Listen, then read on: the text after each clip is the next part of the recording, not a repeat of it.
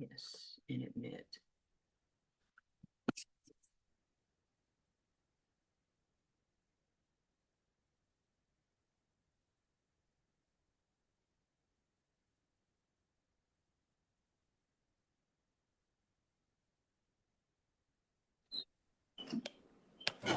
Good morning. Morning. So I did what I had to do and I got out of there pretty fast. So we will officially start at 10:30. I don't know if y'all saw, I sent a really late announcement, but I had no other choice. I think I sent it late last night, or at least I hope I did. But it just said the meeting would not start till 10:30 because I had to go over to another class and do an intro. And then, yeah, I didn't know how long it was going to take, but I was really fast. I'm really sorry I messaged your personal cell. I literally almost freaked out. I don't normally freak out, but it's the first day, so I freaked out. Yes, I understand. No worries. It didn't matter. I'd rather you do that than not know. But you don't have to be on here till 10:30, technically, if you want to go get a cup of coffee or whatever. Cabri, are you doing okay? I'm doing much better. My mom, she had hopefully her final surgery. What was that? Wednesday? Wow. Tuesday or Wednesday. And so they had to go in and remove some other tissue, and she had a skin graft done. But she's home, so we're very thankful for that. She missed all of the holidays, but she was upset about that. But she's finally home. Well, thank goodness. Now, listen, did she have to do rehab? She did. She did. Mm-hmm. She was there for about a month. Well, you know what? I'm going to say this. My mother's 88, and I'm an only child, so I have to make all the decisions. But it was about 2 years ago, and she ended up in rehab because of a fall. But I'm going to tell you, I think it was one of the best things that ever happened to her. I really do. I think it helps them in the long run. It does. Mm-hmm. It at least gets them back, where they can function normally by themselves. Yes, mm-hmm. Exactly. So I like that. But it's hard. It's hard watching your parents age. Mm-hmm. It is just traumatic. I think feeling like you're helpless and you can't help them, and you want to, and they're kind of like they become your children when your children. They do. You're exactly right. You take over as their parent almost. Mm-hmm. I totally agree with that. And I know, being that I'm only child, of course I have my husband, and my husband's family is very supportive, but it's me ultimately that has to, make the decision or whatever. But anyway, I just feel like so many times that I'm her parent now, just trying to instruct her or steer in the right direction, if you will. But thank God she still is able to live independently. Mm-hmm. Now, does your mother live independently, or did she live independently, or? She lives independently. That's good. I want to keep them like that as long as I possibly can. Okay. So I told them, listen, I can do all I can while I'm out for winter break mm-hmm. from work mm-hmm. and school. But listen, when school starts, y'all gonna have to pick it up. Mm-hmm. So you got it. So she's doing good, and we're so thankful that she was, able to keep her leg, and that they got a heart rate and blood pressure and things under control, and it's gonna take a while for it to heal up, pretty good. But that's okay. Yeah, that is good. And I appreciate you for asking about her.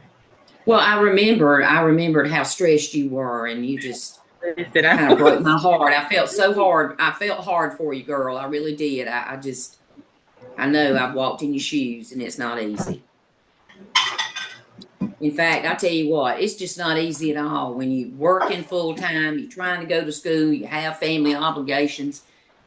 It's tough. It really is. People don't know how hard it is until you go through it. That's right. You will always have that. They're coming on in now.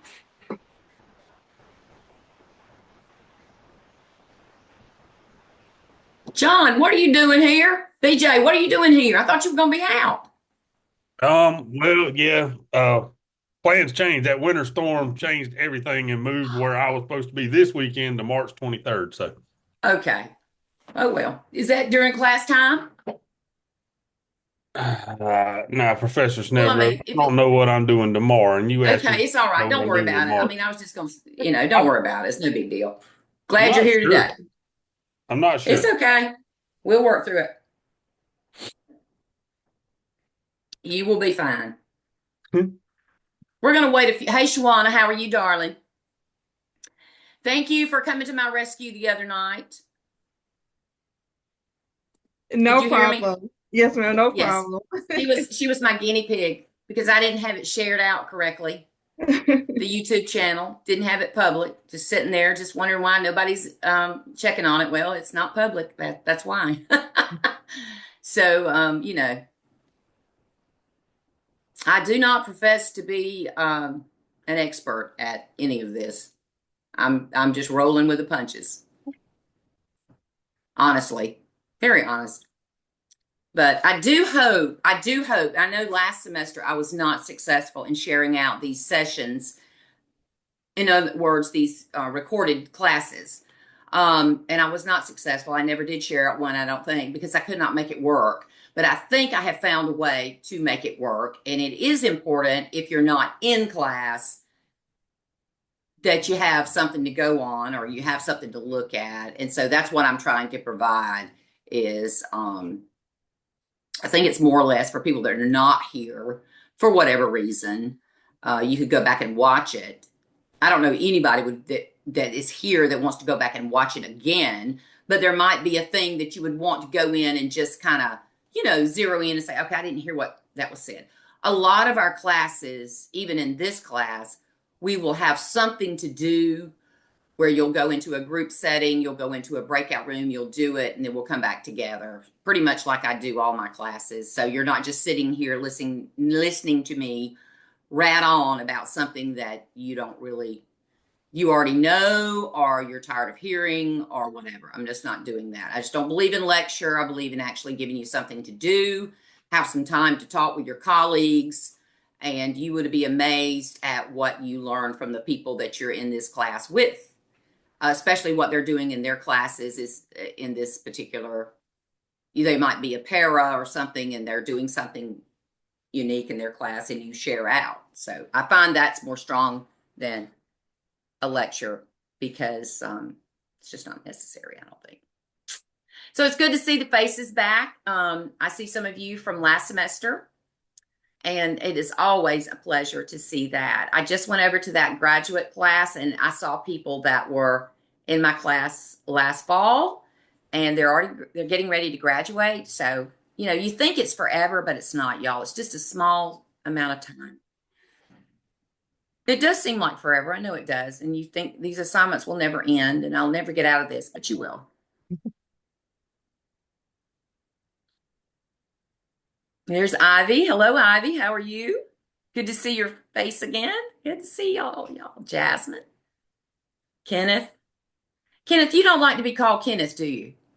What is your name? What do you go by? I go What? by Gage. Gage. Please forgive me if I don't use that. Hey, it's all I good. It a ain't lot of no, times have to look at the names on the screen and go with that. So hold on, let me let the people in. Thank you for working with me. If you saw my message, it came in late last night about waiting till 10:30. I had to go over and make an introduction, and it didn't take that long at all, and I didn't know what to do. I was just kind of hoping that we could all come together at the same time and get this over with. This is not your first class, is it, today? Did you have an 8 o'clock class? Yay! For the no 8 o'clock class people. Isn't it fabulous? There should be no one asleep this morning.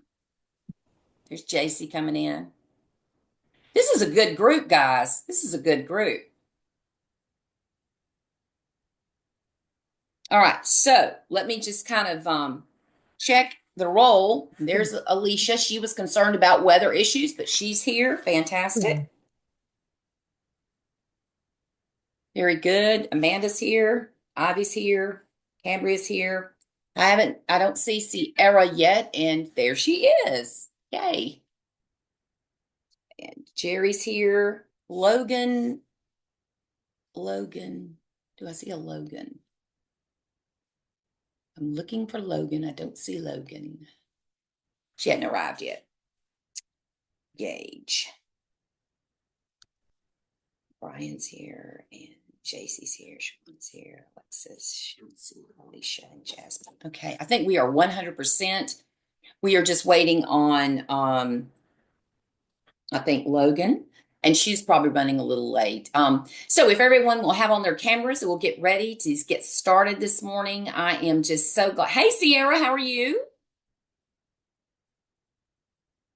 Can you hear me? Sierra, can you hear me? I don't think she can hear me, guys. Hi. I'm good. How are you? Oh, good. Hey. Hey, good. Welcome back. Okay, so we are going to get started pretty quick here. Let me adjust my camera a little bit. The first thing I'm going to do is say hello and welcome back to spring semester 2025. It's cold outside. I think everybody would agree with that. It has been kind of nice to actually have a season. So I think we are officially in winter. I don't know how long it's going to last. Is anyone from North Georgia in this group? Anyone live in North Georgia in this group? Yay. Do you have snow? Yes, we had snow. Has it already gone? It's frozen. It's there. Oh, but you still have electricity, right? So far, so good. Good. So we had one person from the Atlanta area. Of course, they had beautiful snow and we got rain. So typical South Georgia. I think you people are pretty much around the South Georgia area, correct? Is anybody away from besides our Atlanta person here? Everybody around the area. I'm in Pelham, little old teeny tiny Pelham.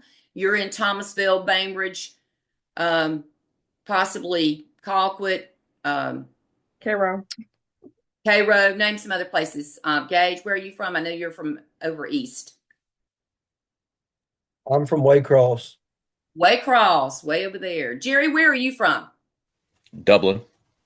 Oh, wow. Yes, I'm familiar with that. So we have a good group here. I think everybody else is pretty around the area. We know where we're from, and we welcome our Atlanta friend this morning. I didn't know that we had someone from Atlanta in this group, so it's good. All right. So I'm going to, first of all, I'm going to try my best to share my screen with you. I guess, let's see, and nope, that's not what I want, but that's what I've got to have. So we'll go back here. Just give me a minute. Okay. Hang on just a minute as let me see, go back to where I want to go.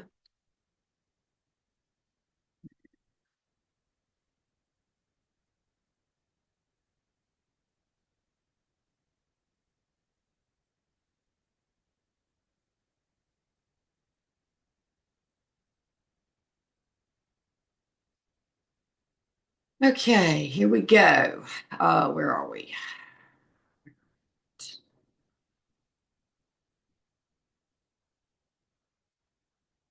Okay, we are at week 1. And if you have not taken the time, first of all, can everyone see my page? Can everyone see what I'm sharing? Yes or no? We can see your main screen, but the parts you're sharing is grayed out. Ugh, not good. Not good at all. Well, I don't know how to make that change, so that's concerning me. Let's do this. Hang on. Let's see. Where is my...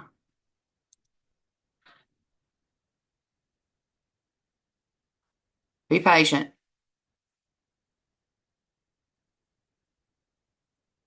Okay.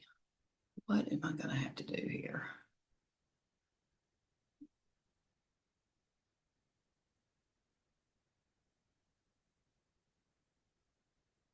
What's doing this?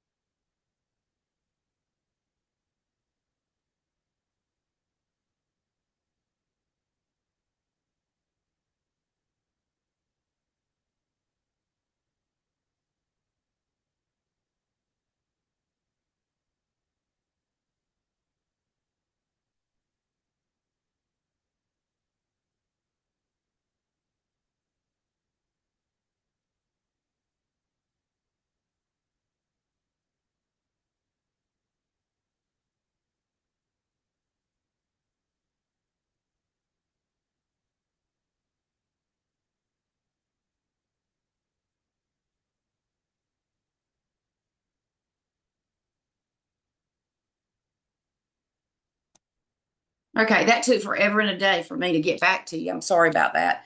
I'll try it one more time to see what is the problem. I wanted to share my page with you, but I don't know if I'm going to be able to or not. Let's see. That's the problem. It's not showing here. So I think that's what the problem is. Okay. I don't know if it's going to let me do this or not.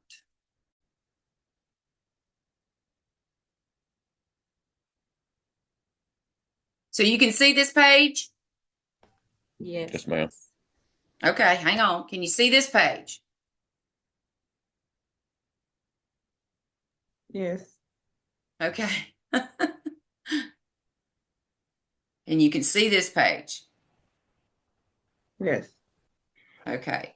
All right. Let's see if we can do this. Can you see this page? Yes. Yes? Yes. Okay. Okay. Hang on. Thank you for answering because I don't know what you can see. Okay, let's try it one more time. Now, can you see this page? Yes, ma'am. Yes. Yes. Okay. Everybody can see it? Yes. Okay. All right. So I think when I click on the next page is where you can't see it, I bet. So anyway, first of all, I'll just go over this. If you have not taken the time to overview the syllabus, you want to make sure you're doing that. And make sure you have time to do that. I'll try to click on this. I don't know. It might be better if I just go over here. And you will see this assignment first. This is in week 1. It is an annotative bibliography. And you have to, you are looking for, this class is all about children's literature. It can be for the people that are in the ECE group. It can be for the middle grade group, as well as the secondary. This is a class called Children's Literature and Adolescence. So it covers all groups. And basically, one of the first things that we put out there is an annotative bibliography. And this is something that you will work on throughout the semester. This is not a last minute assignment. In fact, you need to start working on it this week. You will need a minimum of 30 pieces of quality children's literature. These are the texts that you might possibly use in your own classroom. Can y'all see this page? Yes, ma'am. Yes. Okay, good. Thank you. All right. So now let me clarify this for you. I am not asking you to go out and physically have 30 pieces of quality literature in your hand. You can take pictures of the book and use them in your annotative bibliography. That is all you are doing. Now, if you want to collect those books, because I've had some students literally do this, collect the books, and have a classroom library where they're ready to go. I'm not asking you to do all that. I'm just asking you are simply taking a picture of the book, placing it with the information that is required for each of those books. But there are certain criteria or there are certain areas that you'll be looking for. First of all, you're going to look for fiction texts. Okay? And then there are like prompts here that you will answer about each of those texts. It says you need to have a minimum of 10. They are from a variety of genres such as myths, epics, legends, tall tales, and it just goes on and on. Okay? And then there are things that you should do with each of those texts and how you should report on those. And you can do this digitally. You can create a digital PowerPoint, if you will, or any type of media type of source you want to use. You can use PowerPoint, Word, whatever. But you're just creating this by taking a picture of the book and then answering those prompts about that particular book. All right. You will need 10 nonfiction books. There's 10 nonfiction books. And again, it's biographies this time, autobiographies, informational journals, and articles. And then again, you would go in and answer all the prompts for all 10 texts. You would have a picture of it. and then you would have the citation for it, and then you would have those prompts presented. See, it even says photo of cover of book. That's a part of it. The last part is 10 poems, and they could be from a variety of texts. They're all listed there. And another thing, people have asked me about this, and I okay this. If you find a poem in a book that you like, and it is one of those types, you can use that single poem in one of those 10 poems. In other words, it doesn't have to always come from a book of poetry.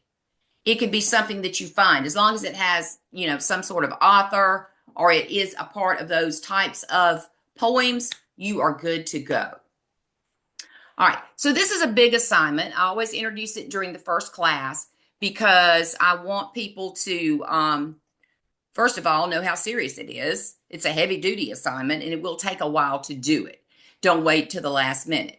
As you are working in your day, if you find a book or if you find any type of poem that you like, you might pull it aside and then take a second look at it, and then you could go through and actually do it. It's best to go ahead and start now rather than waiting until the week before this assignment is due, because you're going to be going mad. So, but this is an assignment that starts the first day of the course, and it is not due until end of the course. Okay, so you have a while to work on it, but it's something you should work on gradually and not just all at one time. Okay, question. Yes. When you mentioned that if we find a poem that was in a book, like one of the poems that's included in one of our chapters, I really liked that poem where it talked about if you take away the pages, the spine of the book, on that, what would you have left? An idea. So if it comes from our own book that we use for this class, will that count too? I think that's perfectly acceptable. I don't find anything wrong with that.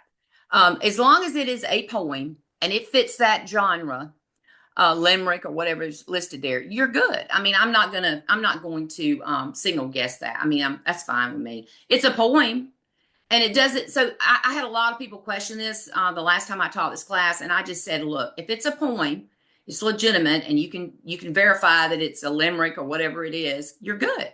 I'm not going to say that it has to come from a book or book of poetry, because that might be even harder to find. I don't know if you could find, you probably could, but I'm just saying, you might stumble upon something that there might be a poem that I know I had several that said, this poem really meant something to me, and it's fine to put one like that in there. It doesn't have to necessarily, it might be something that you are looking for an audience.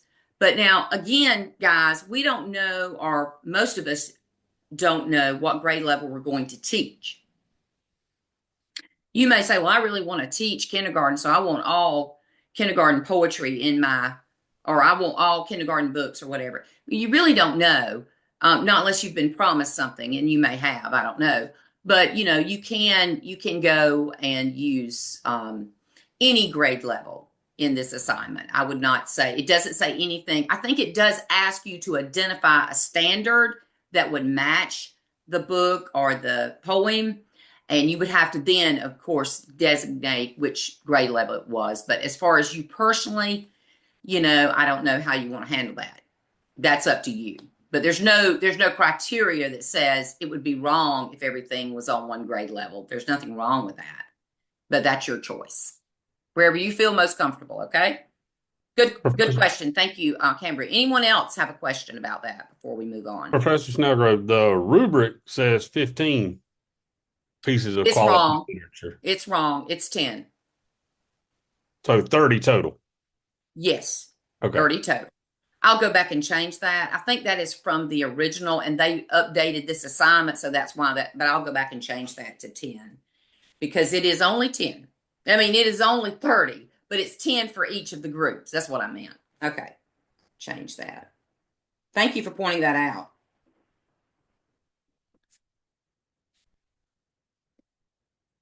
Anybody else? 10 per group. Okay, good deal. All right, I'm going to go back into a share mode. Hold on just a minute.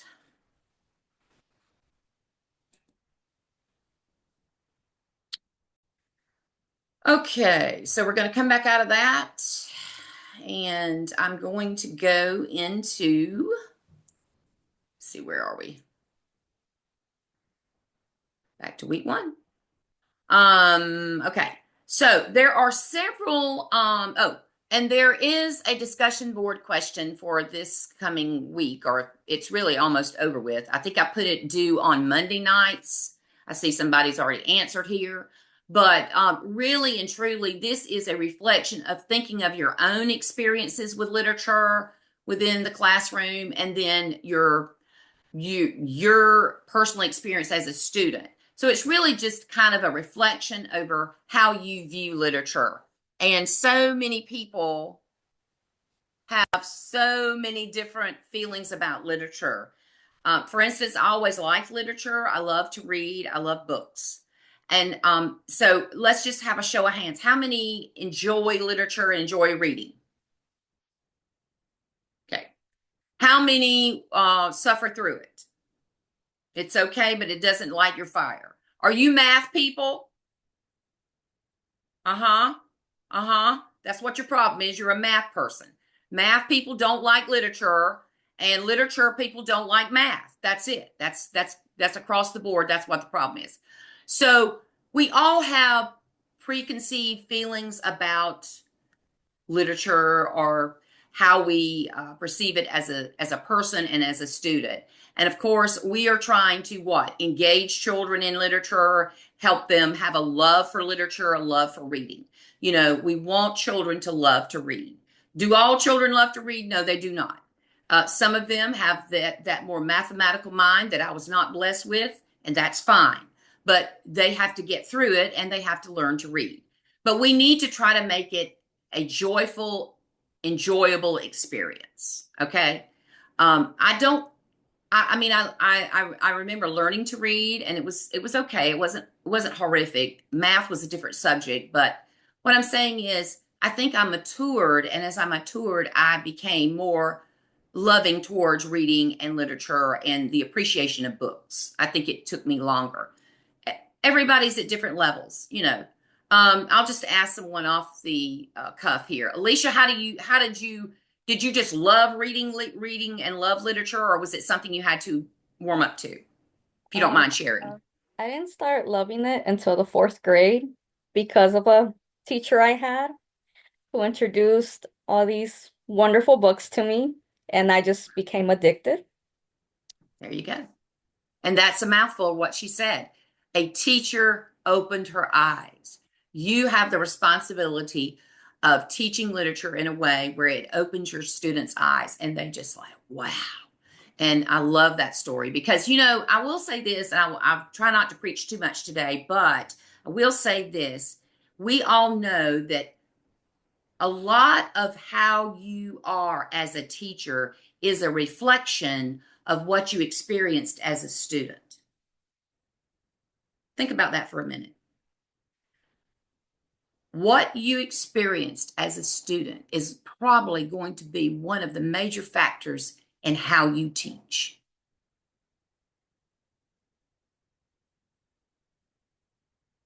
I think that due to the way I was treated in elementary school, I ran from education hard, but then I finally had to admit I had to come to it. And I am the teacher. Well, I was the teacher I was because of the way I experienced education as a student. I didn't want my students to experience what I experienced. So I went in it with the attitude, I'm going to be better than that. I'm going to work harder to do what I can to be a more caring teacher. Anybody want to speak to that? How you feel going into the classroom, teaching, being a reading teacher? Somebody? I think too, I'll add in this, and this is just from my past experience on being a para. I've done kindergarten, I've done pre-K, but I've also subbed. So I also think if education is your field and you're working in the school system, I think that plays a role too, not just your experience as a student, but as a employee. You know, you see this really great teacher that you want to mentor behind, that you want to be like, but then you also see these teachers, these supports, people in the education field that you're like, I don't want to be like you, and I really don't want my students or other employees to feel the way that I felt because I have been in That's that position. Yes, and you are exactly right. And any the many of you here that have gone into education as a parapro, you will be a much better teacher than those that are graduating green out of college and they just walk into the classroom. People, the best place that you could be as a beginning teacher is to take a job as a para. Because what you said, Sierra, is the truth. You learn very quickly. I want to be like this teacher. I don't want to be like that teacher, and I'm not going to do like that para. Amen. It does. It is great. Yeah, someone else? Did someone else want to say something? I just really think I tried my best to get out of school when I was in school. I did everything I could not to go. And you know, life changes as you get older. And I started coaching sports, and sports led to substitute teaching, that led to para, that led to I'm 43 getting a degree to teach now. So That's wonderful though. But you'll be so awesome at it. And I can't tell you how you people are so different than just the kid. And I mean no disrespect to our younger students that are graduating and going into their fields. But folks, there's a lot of work. There's a lot of learning that occurs as a para or as a help support person in a classroom. And I do believe in what she said. So that first week of, or this first week of discussion is merely your thoughts, your feelings as to how you view literature and how it affects you. Now, I will say this. I did move the discussion board to always be due on Monday. I moved it off the Sunday because I know that every professor has everything due on Sunday. Does that date on Monday agree better with you? Yes. Yes. Good, good. That was what I was hoping I would hear. So it will be due on the following Monday after the weekend. So you do have that grace period there. Okay, good deal. All right. So what is our time? Oh gosh, we're moving. Well, it's almost time to go, but I'm sorry. Let me see. Let me just do a few more things and then I'll tie it up. Okay, because we can't get to everything. Because we started late. Okay. Let me go back to the module and I will highlight just a few extra little tidbits if I can get over here. There we go. All right. Sorry for my lack of working through things here on this. There we go, right there. Okay, so as stated here, there are major assignments throughout the course. I'm just going to mention these. There's the annotative bibliography. There's an author study where you select an author that you're interested in and you just do a study on that. It's not too big of an assignment, but it is an assignment that is graded and it's worthy. You will do a read aloud lesson plan assignment. You will do a vocabulary lesson plan assignment and you will teach one lesson from that lesson plan for that 5-day lesson plan. So you'll just select one lesson and you will teach it to us. And then we will have a 5-day comprehension lesson plan. Same scenario. You will teach one day out of the plan. And then the comprehension lesson strategy mini lesson is probably slated to be more of a final where you're just going in and looking for specific comprehension strategies. We have looked at, we've talked about literature, but we need to understand that quality literature is widely regarded, such as award-winning literature like the Caldecott Award that you'll see on a lot of the books in elementary school. They have received an award for being rich in language and has powerful images. It has a sign of good literature, demonstrates solid writing skills, includes clear prose and effective dialogue and coherent structure. And usually it has an engaging plot or theme. And then what defines good literature for children is defined by the ability to convey profound truths about human experiences, invoke deep emotions, stand the test of time. And then, of course, for adolescents, a great adult book needs to have special and important qualities. The first thing it needs is a good description of the characters and their backstory. It also needs a topic that teens or middle school students or even secondary students would love. And it likes to take a character, and it takes us on an amazing journey. And all of these are things that we will be focusing on as we dive into children's literature. So that is kind of a quick review of the course. You know, if you've had me before, I don't like to share out all the weeks. I like to share it week by week. And you will see week 2 show up slowly. I think by Sunday afternoon it'll show, and you'll have a sense of what's due next week. It's not heavy laden with assignments, and they are all broken down throughout the semester. So I think you will find it easy to meet the deadlines is my most important thing here. All right. Any final questions, thoughts before we close out? I'm not going to keep you past the time. Anybody, anything that I maybe have not mentioned that I need to mention or that you need clarification on? Wow. Quiet group. So I've answered all your questions. You have none. Well, I hope I have. I've certainly tried. I hope that I will be able to post this video to you on my YouTube channel. If you've not asked for access or if you want to know how to get access, I think I put it in the announcements last night, and I think that direct link will take you to it. If you're troubled by the word Ruby, that is my God-given first name. My mother gave me that name. That is her name. I don't use that name, but I had to in order to create this channel. So you're going to see Ruby at something, something, whatever. But it's only there for you if you should need this as a backup, maybe for clarification purposes or whatever. Maybe you work here one week and you need to see the actual tape of the class. So when you come back next time, we'll have something to do. I'll put you into groups and you won't be listening to me talk. I hope you have a great rest of your day. Stay warm, enjoy your family, and try to get through these classes, and have a great rest of your day and tomorrow. I will see you again. Email me if you have a question. Thank you. Bye-bye. Bye-bye. Bye-bye. Thank you. Thank you, Professor. You're welcome.